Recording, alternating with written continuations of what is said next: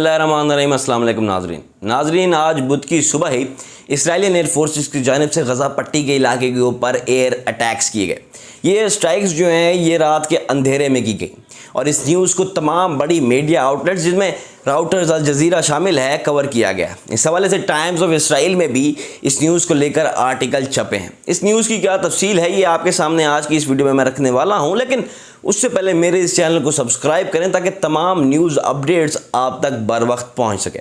नाज़रीन, न्यूज़ ये है कि इसराइलियन एयर फोर्सेस की जानिब से गज़ा पट्टी के अंदर एयर स्ट्राइक्स कंडक्ट की गई हैं और इन एयर स्ट्राइक्स के अंदर जो है वो एक कंपाउंड को निशाना बनाया गया है।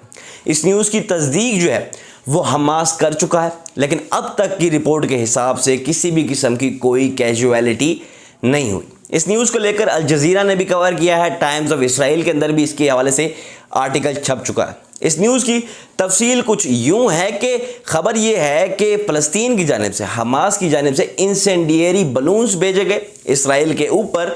दर्जनों ये बलून थे, 10 से ज़्यादा ये बलून थे और इन बलून्स की रिटेलिएशन के अंदर ही ये स्ट्राइक्स कंडक्ट की गई हैं। अब ये इंसेंडियरी बलून्स क्या होते हैं? इंसेंडियरी बलून्स के अंदर होता ये है कि एक गुब्बारे के अंदर बॉम्ब लगाकर, ग्रेनेड लगाकर दुश्मन की आबादी की तरफ भेज दिया जाता है। हवा के रुख से ये बलून्स जो हैं ये दुश्मन के इलाके के अंदर जाते हैं और जब ये अपने आप ही वहाँ पर जाकर फट जाते हैं। 10 से ज़्यादा बलून जो है वो हमास ने भेजे और उसकी रिटेलिएशन के अंदर ही ये एयर स्ट्राइक कंडक्ट की गई है इसराइल की जानिब। एक और बात याद रहे कि ये एयर स्ट्राइक जो है ये इसराइल में बनने वाली नई हुकूमत की पहली एयर स्ट्राइक है। जी हाँ, नफ्ताली बेनेट की हुकूमत की जानिब से ये पहली बार एयर स्ट्राइक की गई है। लेकिन इस एयर स्ट्राइक के पीछे भी एक सीरीज़ ऑफ इवेंट है। ये सीरीज़ ऑफ इवेंट कुछ इस तरह से है। इतवार के दिन इसराइल के अंदर नई हुकूमत बनती है। अल्ट्रा राइट विंग नेशनलिस्ट लोग, ग्रेटर इसराइल के मानने वाले लोगों की हुकूमत एतवार के दिन जो है वो इसराइल के अंदर बनती है और नफ्ताली बेनेट नेतन्याहू के 12 साला दौर को ख़त्म करके इसराइल के वज़ीर आज़म बन जाते। ये नई हुकूमत आते ही जो अपना पहला इकदाम करती है वो एक कंट्रोवर्शियल मार्च की इजाज़त देती है। जी हाँ, जेरूसलम मार्च। इस मार्च को कई बार जो है ना कई बार इस मार्च की इजाज़त मांगी गई, लेकिन नेतन्याहू इस मार्च की इजाज़त नहीं दे रहे थे। नफ्ताली बेनेट ने, इसराइल की नई हुकूमत ने आते ही हुकूमत के अगले दिन ही इस मार्च की इजाज़त दी। ये कंट्रोवर्शियल मार्च है। इस मार्च के अंदर होता ये है कि इसराइल एक मार्च निकालता है, इसराइली आबादी, इसराइली नौजवान, और ये शहर के अंदर जो है ना नाचते गाते फिरते हैं। और इनका मकसद 1967 में जब इन्होंने शहर के मशरकी हिस्से के ऊपर कब्ज़ा किया था, 6 डे वॉर में जब अरबों को बदतरीन शिकस्त हुई थी, ये उसका जश्न मनाते हैं। अब इस मार्च की ये इजाज़त देते हैं। इस मार्च की इजाज़त के हवाले से हमास और फ़लस्तीन के जो वज़ीर आज़म हैं वो वाज़ेह पैगाम देते हैं कि इस मार्च की इजाज़त ना दी जाए। ये एक प्रोवोकेटिव अमल होगा और इससे जो सीज़ फायर हुआ है, जो जंग बंदी है, जो सुलह है, वो ख़तरे में पड़ सकती है। लेकिन ना सिर्फ इस मार्च की इजाज़त दी जाती है बल्कि इस मार्च के रूट को जानबूझकर मुस्लिम आबादी के इलाके में रखा जाता है ताकि मुसलमानों को जंग के लिए उकसाया जा सके। मंगल के दिन ये मार्च जिस तरीके से प्लान की गई थी उसी तरीके से होती है। इस मार्च को इंतहाई सिक्योरिटी में किया जाता है। इसराइली फोर्सेस जो है वो मुकम्मल तौर पर इस मार्च के रूट को कवर करती हैं। एयर के थ्रू और ग्राउंड फोर्सेस के थ्रू इस मार्च की शिरका को जो है ना सिक्योरिटी प्रोवाइड की जाती है। इस मार्च के अंदर इसराइली नौजवान नाचते गाते शहर के मशरकी हिस्से से होते हुए, दीवारों से होते हुए मुस्लिम क्वार्टर्स तक जाते हैं और वो एक नारा लगाते हैं। वो नारा होता है डेथ टू अरब्स का और मे योर विलेज बर्न। जी हाँ, अरबों की मौत के नारे इस मार्च के अंदर लगाए जाते हैं।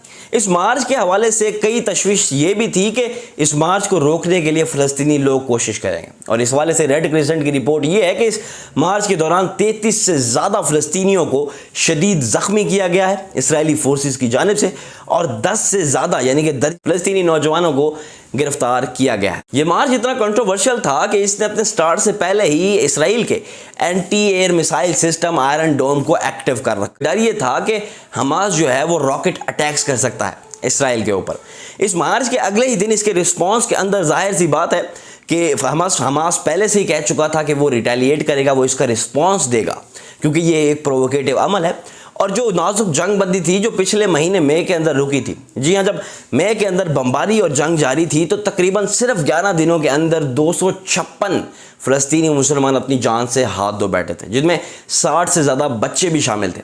अब एक बार फिर से जंग का आगाज़ हो चुका है और इस जंग का आगाज़ जो है वो एक प्रोवोकेटिव अमल से हुआ है और ये उकसाने वाला अमल जो है ये इसराइल की नई हुकूमत ने किया। इसराइल की नई हुकूमत ग्रेटर इसराइल के मानने वालों की हुकूमत है और इसी जमात के नौजवानों ने ये मार्च निकाली हुई थी ताकि इनका मकसद यही था कि मुसलमानों को उकसाया जा सके। जो नए वज़ीर आज़म है नफ्ताली बेनेट, इसके ऊपर मैं ऑलरेडी एक वीडियो बना चुका हूँ। अगर आप नफ्ताली बेनेट के बारे में मज़ीद जानना चाहते हैं, क्योंकि ये अल्ट्रा राइट विंग से इनका ताल्लुक है, मुसलमानों के ख़िलाफ़ बड़े ही सख्त ये रवैये रखते हैं। इसराइल के पिछले वज़ीर आज़म बेंजामिन नेतन्याहू से ज़्यादा कड़े ये फ़ैसले करने वाले हैं और ज़्यादा सख्ती के साथ ये मुसलमानों के साथ पेश आने वाले हैं, क्योंकि इनकी हुकूमत 2 साल रहनी है। और इन 2 सालों के हवाले से कई बड़े बड़े मीडिया आर्टिकल्स ये कह चुके हैं, न्यूज़ आउटलेट्स ये कह चुके हैं कि इन 2 सालों के अंदर बहुत सख्त और घमासान जंग छिड़ सकती है हमास के दरमियान और इसराइल के दरमियान, क्योंकि अब वो नज़र भी आ रहा है। जो इनकी अग्रेसिव पॉलिसी है उसने इनकी हुकूमत के 3 दिनों में ही पहली एयर स्ट्राइक कंडक्ट करा दी। 3 दिनों के अंदर ही जंग छिड़ चुकी है। एक बार फिर से जो मासूम जिंदगियां हैं वो दाव पर हैं। इस हवाले से हमास ये बयान दे चुका है कि हमास अपनी रेजिस्टेंस जो है वो अपनी आज़ादी की जद्दोजहद जो है वो जारी रखेगा। तो अब एक बार फिर से हालात कशीदा होने लगे हैं। ये एक सीरीज़ ऑफ इवेंट्स हैं जिनको मैंने अपनी पिछली वीडियोस के अंदर भी कवर किया है और ये उस चेन की आखिरी किस्त है। इस हवाले से मज़ीद कोई अपडेट आती है तो वो भी मैं आपके साथ शेयर करूँगा। मेरे इस चैनल को सब्सक्राइब करें। अगली वीडियो तक के लिए